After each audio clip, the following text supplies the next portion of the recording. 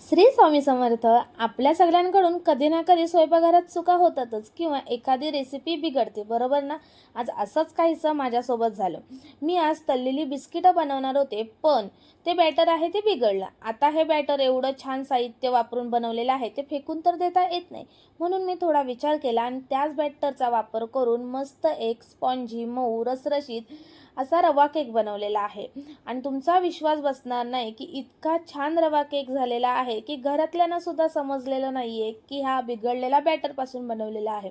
चला तर मग बिघडलेल्या बॅटरपासून मी हा टेस्टी रवा केक कसा बनवलेला आहे ते पाहून घेऊया. तर त्यासाठी अगोदर जे बिघडलेलं बॅटर आहे ते बघून घेऊया, कारण आपण वापरलेलं आहे तेच बॅटर. तर त्यासाठी मी इथं घेतलेला आहे 1 कप रवा. त्या मिक्सरच्या भांड्यामध्ये टाकलेला आहे. त्यामध्ये 1 वाटी एवढी साखर घेतली आहे. ज्या कपाने आपण इथे रवा घेतलेला त्याच वाटीने ते साखर आणि थोडंसं जायफळ टाकून याला मिक्सरमधून बारीक असं वाटून घेतलं. मिक्सरमधून वाटल्याच्या नंतर त्याला एका भांड्यामध्ये काढलं. त्यामध्ये थोडंसं खोबरं, वेलची, पाव कप एवढं तेल आणि अर्धा कप एवढं दूध टाकलं आणि थोडासा इथं बेकिंग सोडा टाकलेला. 1 चिमटी एवढा इथे मी बेकिंग सोडा टाकला. त्यामध्ये थोडीशी इथं मी बेरीज टाकले. इथे तुम्ही ड्रायफ्रूट सुद्धा टाकू शकताय. हे सर्व साहित्य मी मिक्स केलेलं आहे. 10 मिनिटासाठी चांगलं असं फेटून घेतलं आणि त्यानंतर त्याला रेस्ट करत ठेवलेलं. तरीसुद्धा हे बॅटर आहे ते पूर्ण असं कन्सिस्टन्सी झाली नव्हती, म्हणून तर मी त्याला ठेवलेलं आहे फ्रीजमध्ये.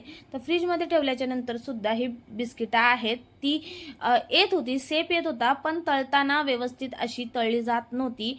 इथेच मला समजलं की आपल्या बॅटरमध्ये काहीतरी गडबड झालेली आहे. तर मग आता हे बॅटर आहे ते एवढं तर फेकून देता येत नाही, म्हणून मी थोडासा विचार केला या बॅटरचं काय करायचं. तर मग त्याचा आता आपण बनवणार आहोत मऊ स्पॉन्जी रसरशीत असा रवा केक. मस्त असा बनतो. चला तर मग पटकन आपण हे बॅटर आहे ते आपल्याला मिक्सरच्या भांड्यामध्ये टाकायचं आहे. मिक्सरच्या भांड्यामध्ये ते बॅटर टाकून त्यामध्ये अर्धी वाटी एवढं दही, पाव वाटी एवढं दूध टाकायचं आहे आणि त्याला आपल्याला मिक्सरमधून फिरवून घ्यायचं आहे. त्याला आता रेस्ट करण्याची गरज नाही, कारण आपण अगोदरचं जे बॅटर होतं ते रेस्ट केलेलं आहे.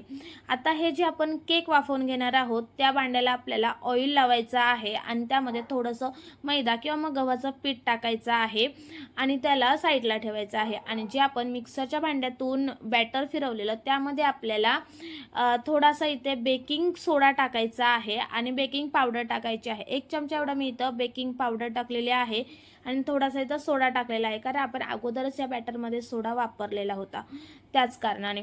तर आता हे बॅटर आहे ते आपल्याला पुन्हा एकदा मिक्सरच्या भांड्यातून फिरवून घ्यायचं आहे, पण त्याच्यावरती ॲक्टिव्ह होण्यासाठी हा सोडा 2 चमचे एवढं मी इथं दूध टाकलेलं आहे. दूध टाकून याला आपल्याला थोडंसं फिरवून घ्यायचं आहे, जास्त फिरवायचं नाही आहे. आणि हे जे बॅटर आहे ते आपल्याला जो आपण डब्बा किंवा मग एखादं भांडं तयार करून ठेवलेलं त्यामध्ये टाकायचं आहे. त्यामध्ये टाकल्यावर आपल्याला लगेच याला वाफवून घ्यायचं आहे. मी ते थोडेसे बेरीज टाकलेले आहेत त्याला सजवण्यासाठी. तर तुम्हाला जर पाहिजे असेल तर तुम्ही टाकू शकता किंवा ऑप्शनल आहेत, किंवा मग याऐवजी तुम्ही ड्रायफ्रूटसुद्धा टाकू शकताय. आता आपल्याला बेक करायचं आहे, तर त्यासाठी मी इथे एक टोप घेतलेला आहे पातेलं आणि ते अगोदरच मी गरम करत ठेवलेलं. केक बेक करताना नेहमी लक्षात ठेवायचं की जे आपण भांडं घेणार आहोत ते अगोदर गरम करत ठेवायचं. चांगलं असं कडकडीत गरम झालं की त्यामध्ये आपल्याला हा डब्बा आहे किंवा मग जे आपण साहित्य ओतलेलं आहे केकचं तो आपल्याला डब्बा भांडा आहे ते त्यामध्ये ठेवायचं आणि 20 मिनिटासाठी वाफ काढून घ्यायचं आहे. आणि जे बॅटर राहिलेलं होतं थोडंसं ह्या डब्यामध्ये ओतून सुद्धा, तर ते मी अशा पद्धतीने वाट्यांमध्ये टाकलेलं आहे आणि ते सुद्धा इथं मी बेक करून घेतलेलं आहे.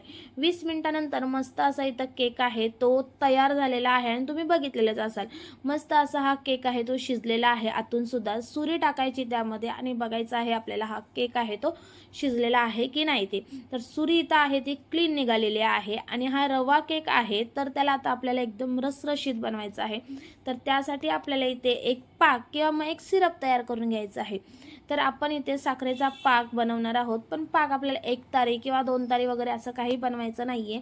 तर त्यासाठी मी इथं गॅसवरती भांडं घेतलेलं आहे. त्यामध्ये अर्धी वाटी पाणी आणि 1 वाटी साखर टाकलेली आहे. थोडीशी वेलची पावडर, थोडीशी इथं मी गुलाबाच्या पाकळ्या टाकलेल्या ऑप्शनल आहेत, तुम्ही नाही टाकल्यात तरीसुद्धा जमू शकते. फक्त वेलची पावडर आपल्याला इथे टाकायची आहे. फक्त साखर विरघळेपर्यंत आपल्याला शिजवून घ्यायचं आहे. इथे रसरशीत बनवण्यासाठी रवा केक रसरशीत बनवण्यासाठी जे सिरप आहे ते तयार झालेलं आहे आणि जो आपण केक बनवलेला आहे तो सुद्धा मस्त असा थंड झालेला आहे. केक आता बाहेर काढताना किंवा मग केक त्या भांड्यातून काढताना आपल्याला पूर्ण असा थंड होऊ द्यायचा आहे. त्यानंतरच आपल्याला हा केक आहे तो काढून घ्यायचा आहे. केक थंड झाल्याच्या नंतर हा फोल्ड करून बघायचा आणि तुम्ही बघू शकता काय भारी असा इथं हा केक आहे तो तयार झालेला आहे. मी तुम्हाला कापून दाखवते इथं केक, आणि केक बघू शकताय एकदम मस्त असा स्पॉन्जी असा तयार झालेला आहे. आता हा केक आहे तो रसरशीत बनवण्यासाठी जो आपण सिरप बनवलेला आहे ते टाकायचा आहे त्यावरती, आणि एकदम मस्त असा इथं हा रवा केक आहे तो तयार झाला. त्याचप्रमाणे जे आपण वाट्यांमध्ये बॅटर भरलेलं ते सुद्धा व्यवस्थित असं शिजलेलं आहे, बेक झालेलं आहे, आणि त्यावरती सुद्धा आपण हे सिरप आहे ते टाकून घ्यायचं आहे. आणि तुम्ही बघू शकता दोन्ही केक आहेत ते एकदम मस्त असे तयार झालेले आहेत. एकदम रसरशीत स्पॉन्जी मऊ लुसलुसीत असा हा रवा केक आहे तो तयार झाला, आणि तो सुद्धा बिघडलेला बॅटरपासून एवढा भारी हा केक तयार झालेला आहे की तुम्ही विश्वाससुद्धा बसणार नाही की हा केक आहे तो बिघडलेल्या बॅटरपासून तयार झालेला आहे. बघितलंत ना तुम्ही, बिघडलेल्या बॅटरपासून किती मस्त असा हा रसरशीत रवा केक तयार झालेला आहे. बऱ्याचदा स्वयंपाकघरात काहीतरी प्रयोग चुकला किंवा मग बिघडलं की आपण टेन्शनमध्ये येतो, काळजीमध्ये पडतो. पण थोडा जर विचार केला ना तर बिघडलेल्या बॅटरपासून सुद्धा आणखी एक नवीन रेसिपी बनवू शकतो. जसा की आज आपण बनवला ह्या बिघडलेल्या बॅटरपासून एकदम मऊ लुसलुशीत रसरशीत असा हा रवा केक.